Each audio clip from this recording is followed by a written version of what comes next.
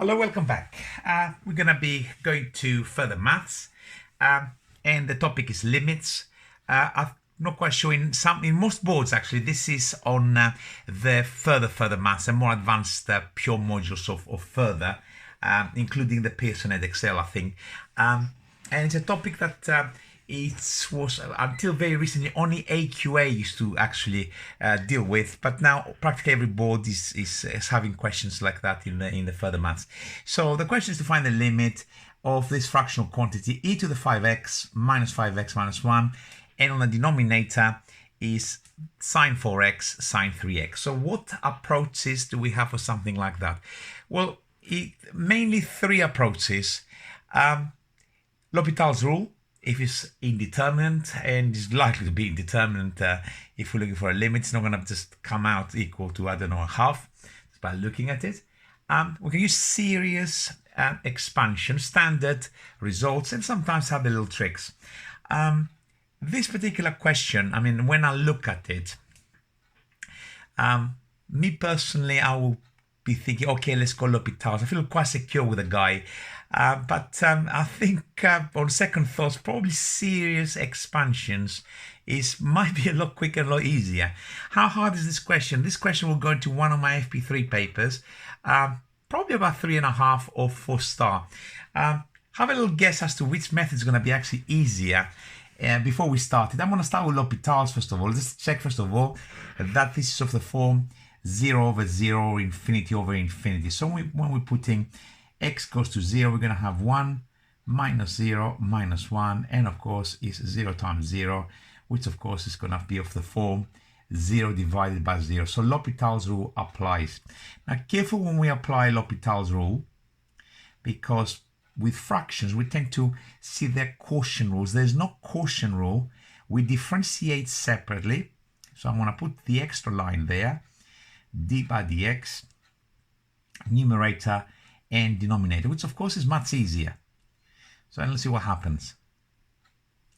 And then we have, it's going to be a total and utter mess on the denominator, and it looks like we're going to have to do L'Hopital's rule again because of this product in here. Okay, what happens in there? Limit as x goes to 0.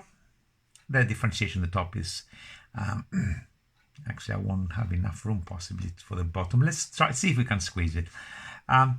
5 e to the 5x minus 5, and on the denominator we have a product.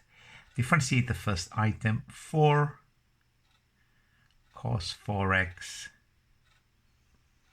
sine 3x, and then we're going to have a plus 3, the change from the sine of x, and then we're going to have the sine of 4x, and this will become a cos of 3x.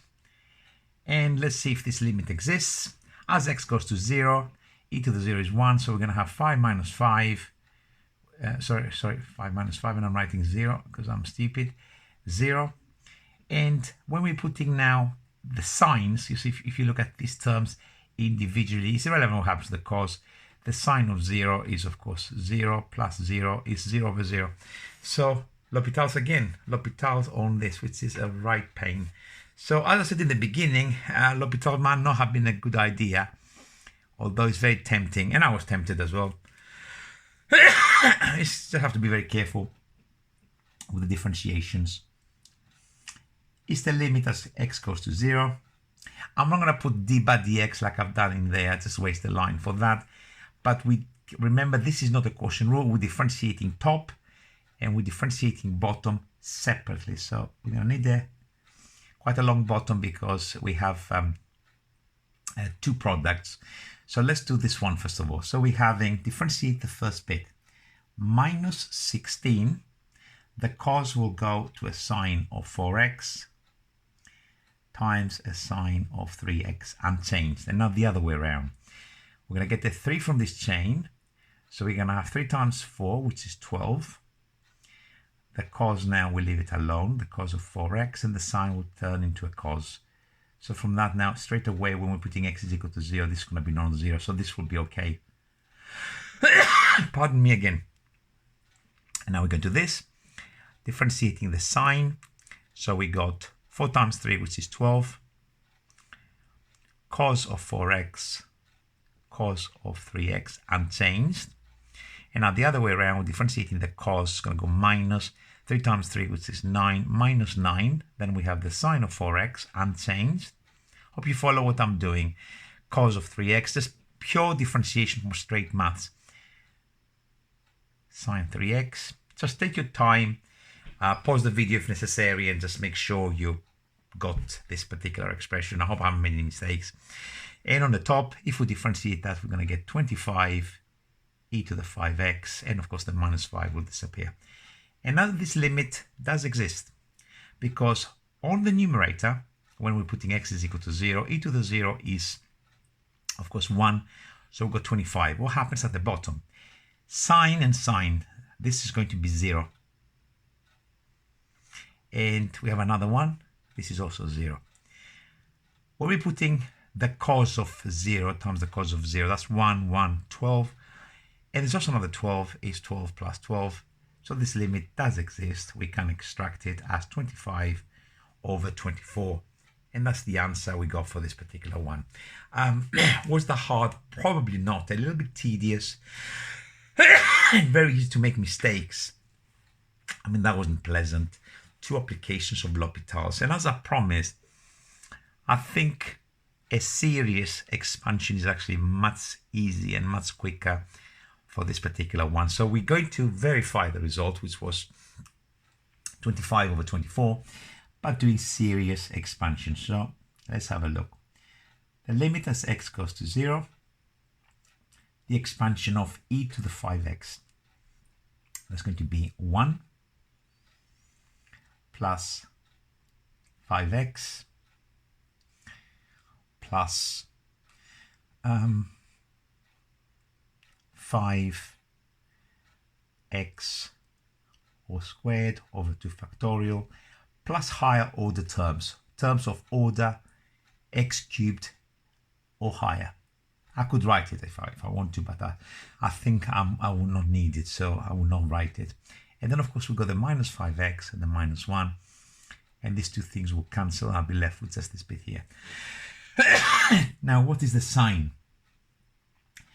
The sign of x is, of course, x minus x cubed over 3 factorial plus x to the 5 factorial minus dot dot dot, which I can write in fact as x plus terms of the order of at least x cubed, like I've got for this one.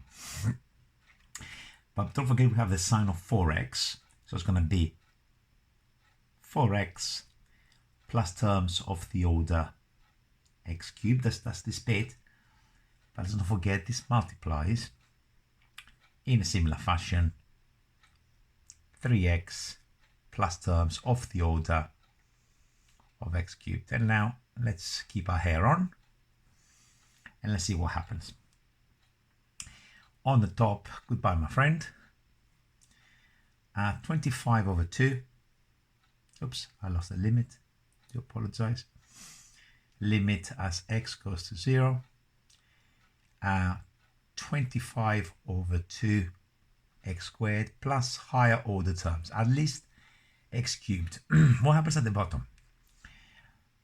4 12x squared, multiplying the brackets. 4x terms of x cubed is terms of x to the 4 or higher. This bit here is going to be again x times x cubed, x to the 4 higher order terms, and this is going to be x cubed times x cubed, x to the 6. So you can actually say plus terms of order x cubed, but technically it's x to the 4. It doesn't really matter here what you do. You can put plus dot dot dot. But now we can actually divide through within the fraction an x squared term. So we can say this is 25 over 2 divided by x squared plus order of at least x,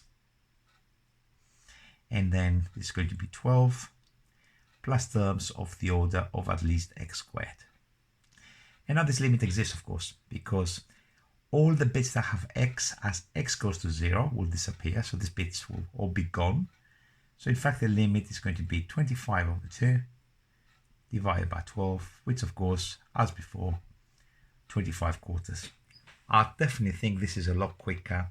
I don't know how comfortable you are with kind of like manipulating things in the formal way, at least that I did it, but it was definitely, I feel, better than using L'Hopital's. I hope you followed it. I'll be signing out and I'll see you real soon. Bye for now.